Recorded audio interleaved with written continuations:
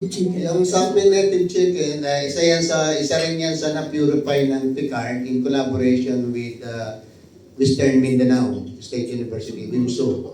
So itong sample, ito actually yung ito yung pinurified sa breed ng manok na nasa Mindanao. Ito yung malalaki na matatapang.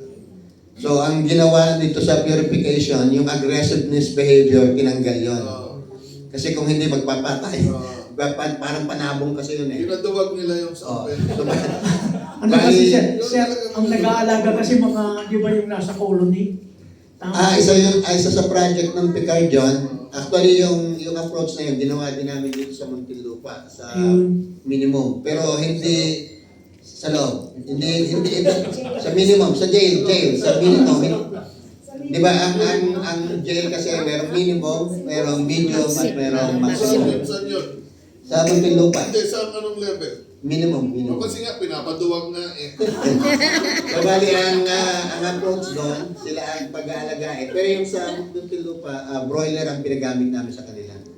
Ang idea is I train them kung paano mag-produce ng broiler para paglaya nila, meron silang skill. Tapos paglaya nila, meron silang 2 inahin at 1 tandang na iuwi. So, yung sa Sampen, ganun din ang system. Sa penal colony din i-introduce yung technology. Sa ngayon, actually, may shortage ng supply noon kasi lumalaki yung demand. Kapareho din yan ng demand sa Darag, sa Visayas. Another strain ng native chicken na na-purify na din. Ito kasing mga chicken na to, ito yung mga galing sa stock sa field na hindi purified. So, ang ginawa lang ng Picard, yung nag-crossbreed niya at saka nag-select. So, crossbreeding and selection continues. Until such time na uniform na yung genetic stock, yun yung pinapamahagi bago lalagyan ng brand. So, we are hoping na yung native chicken program will develop other brand, depende sa location. Pero yung preference ng ano ba yung gusto mong alagaan, nasa sa iyo yan.